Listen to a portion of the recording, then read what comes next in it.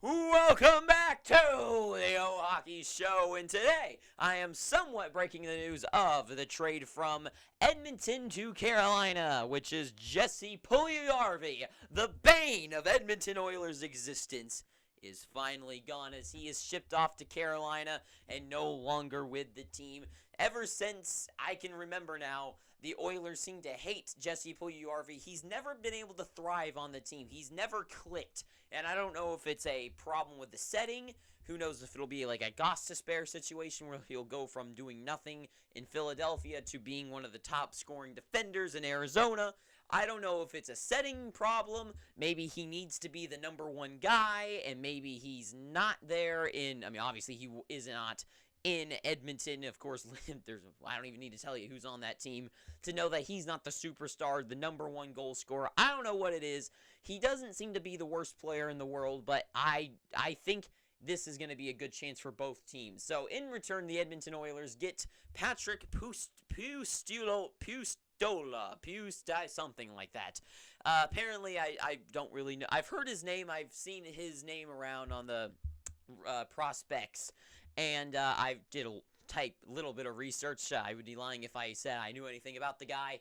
And apparently he's a really good sniper, so I guess a future potential good sniper for a guy who should be one now trade, I guess, which I think is a decent one. I think the Oilers do need some younger guys to come up, especially offensively. They do have like Broberg and Bouchard, but I think offensively they do need a little bit more. And Pustiola, however, if that's how you say his name, that sounded right. That felt good. I think is a good guy to bring onto the team, especially after what I was reading about him, about he's a good goal scorer, would be a perfect match for the Oilers for years to come. But Carolina with Puljujarvi, I think, is a great move. Carolina, I was saying about them, I think I said in my review, but I've always thought that teams that are so good offensively, like Carolina, like Tampa Bay, like the Golden Knights, like the Rangers, they can give a team, they can give a guy a chance because they're already good offensively up front, right? They can give a guy a chance like Puljujarvi to come in and try to shine. If he doesn't, it doesn't matter. He's not going to ruin the system. But you can give him a chance on the third line, or even maybe on the power play too. You can give him a chance, and maybe he fits the scenery better. And I think in Carolina he fits better too. I think a nice 6'4" sniping guy. I don't really think they have anything like that. And I think I'm guessing this is their runner-up trophy for not getting Timo Meier, I guess. I know that Carolina wasn't one of the teams in the race for him, I guess. But I guess since he's off the market, they're looking for a goal scorer. I thought he would have been perfect for Carolina. But, of course, that did not happen as he's shipped off to New Jersey. And I think this is their way.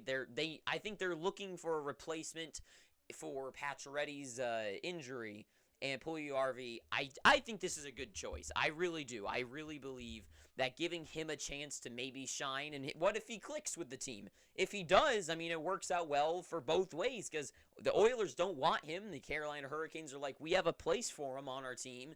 We could use a guy that could just get a couple goals. Maybe he's the overtime hero, right? I would not be surprised if in the second round against the New York Rangers that they are in Game 7 overtime. Puljujarvi's the one that makes the dance move and goes around, shoots it past Shesterkin, right? So I could totally see Puljujarvi being that guy, and I don't think Oilers want him to be that guy on their team. It just that's the way it's always seemed. So good trade for both teams, I think. Perfect. I think Carolina, just to sum it up, Carolina gets a guy that they can take a risk on, they can throw a bone to, and if he runs with it, good for them. If he doesn't, it's not going to ruin the system. And the Oilers get rid of a burden from their team, and they bring on a guy that seems that apparently is a good sniper, a good shot, and if he grows up one day and is useful, then it works out either way. So if he doesn't, then it's not like they lost anything really because they didn't like Puljujarvi on the team, and I wouldn't be surprised if they put Pustiola on the team right now that he could get 14 points like Puljujarvi anyways. But moving on to the second trade of this video, we've got Toronto and Chicago's trade. I believe this happened yesterday.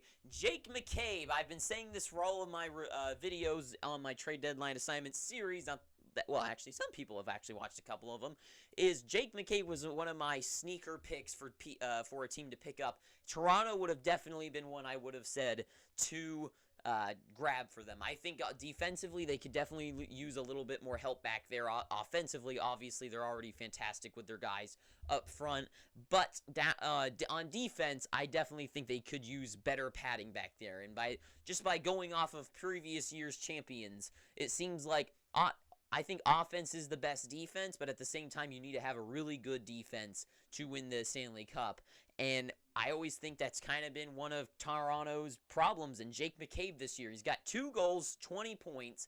Not bad for a defenseman, especially on the Chicago Blackhawks. But the one thing that I've always been touting is that on the terrible, abysmal, ridiculously bad team of the Chicago Blackhawks, Jake McCabe is actually a shining light, as he's the only guy on defense with a plus positive number. He's a +7 right now, and I think this is just a perfect move for Toronto to bring in this type of guy. I saw in him being maybe paired with Mike Giordano. I don't really care who he's paired with. I just think it is a solid move for them.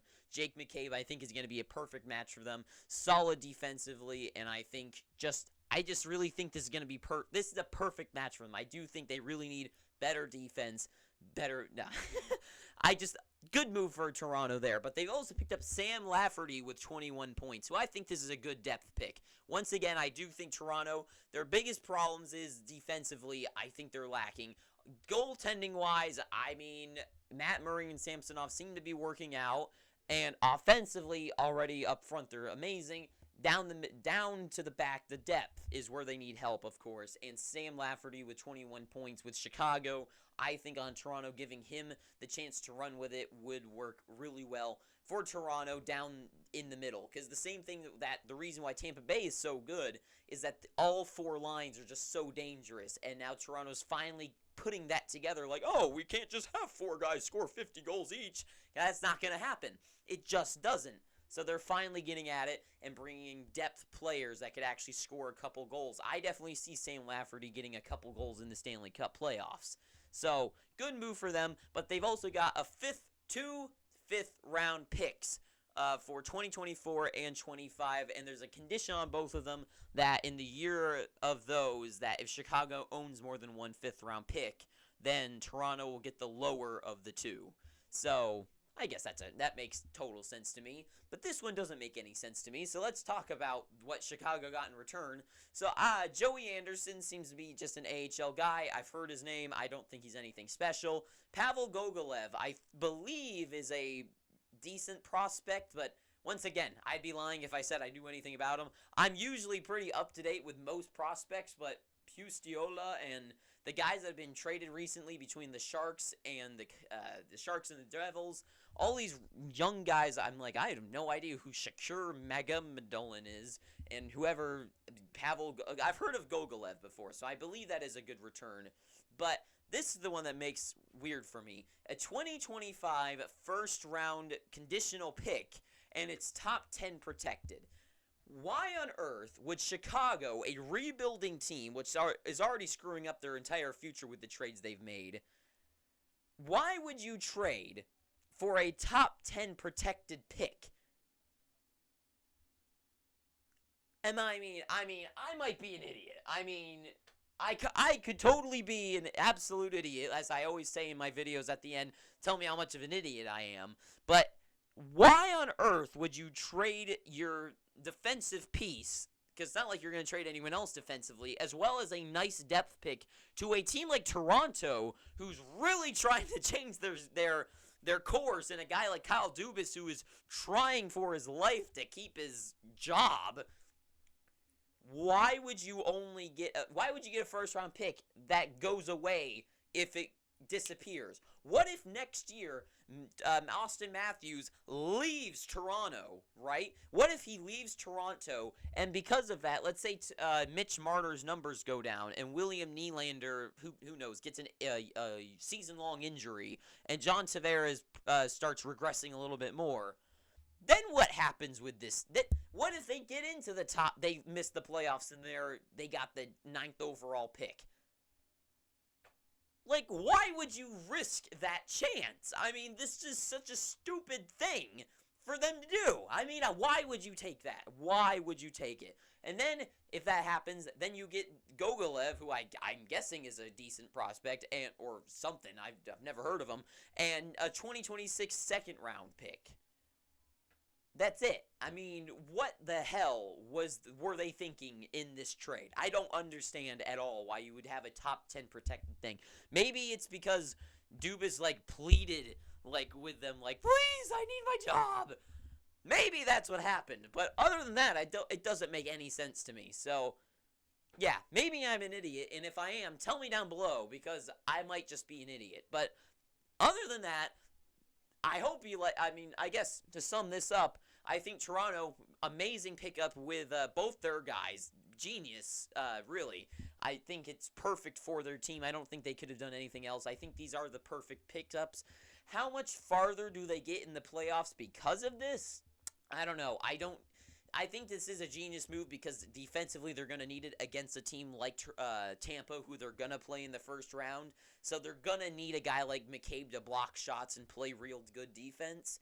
And Sam Lafferty, just a good depth pick, but I don't think that would really matter against a team like, now I'm going to say this, he's going to score 5 goals against Tampa Bay in 7 games. So I'm not even going to say it then. So really good job by Toronto. Really dumb job by Chicago, and that's really all I have to say. So thank you for watching this. Please feel free to pick up your free subscription down below by hitting that red subscribe button. You already know that, though, but I'm on the road to 100. We're almost there. We're 94. We're 6 away. Come on. Please help me. So thank you for watching this. Leave a like, not a dislike. Go down below to the comment section. Tell me how stupid I am. Maybe I'm an idiot, because of course you would want to risk it. Losing that draft pick, the first round pick, which is what you want, is a top 10 pick. That's what you're aiming for. So tell me how stupid I am down below, and until next time, thank you for watching. Too sweet, and I hope you enjoyed. Hope you're having an amazing day, and ta-ta for now.